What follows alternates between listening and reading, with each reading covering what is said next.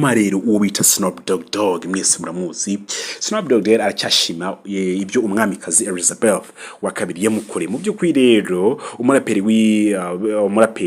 w'ikimenya bose cyase wakimenya bose ko mwese beshe muranamuzi. Snoop Dogg birumvikana yashuye uburyo umwamikazi Elizabeth wa kabiri yamufashije kera ndetse ibyo yamukoreye akibigenderaho kugeza na n'ubu. Mu by'ukuri rero uwo bitoni Calvin Brothers Gel umuraperi akaba n'umwanditsi w'indirimbo uzwi cyane nka Snoop Dogg yibutse ibikorwa bya nyakwigendera umwamikazi wa Elizabeth wa kabiri bitewe n'ibintu yamukoreye akiriho. Mu by'ukuri ubwo yari mu kiganiro Capital FM Snoop Dogg Snoop nyine yasobanuye neza ko Elizabeth wa kabiri yari umufana we ukomeye ku buryo ari nawe wamumenyekanishije mu Bwongereza. Mu yandi magambo yavuze ko ibyo yamukoreye mu myaka ya kera n'ubu ngubu akibigendero kandi ko yishimira kuba mbere yuko atanga muri 2022 birumvikana yari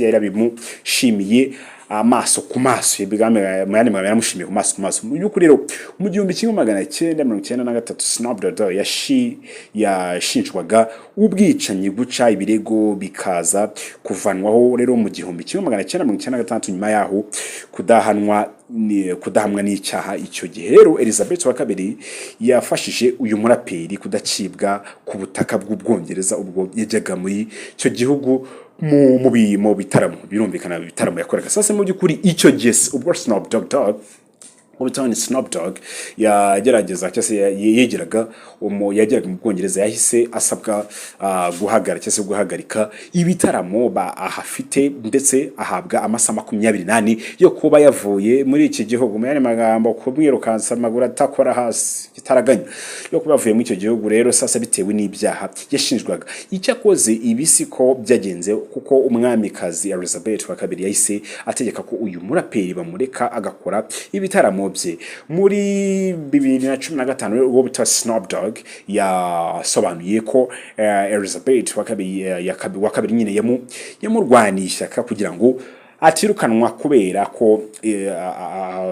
ko abuzukuru be bakundaga indirimbo se cyane. Mu by'ukuri yaragize ati igihe bageragezaga kunyirukana mu Bwongereza Elizabeth yavuze ko abuzukuru be bakunda kandi ko nta kibi bimvikana bankunda kandi ko nta kibi nigeze nkora mu Bwongereza. Bityo rero ampa uruhushya rwo kuba muri icyo gihugu igihe icyari cyo cyose. Urumva ko yaramuremiye kweri yemwe ni hatari. Duhura ubutaha.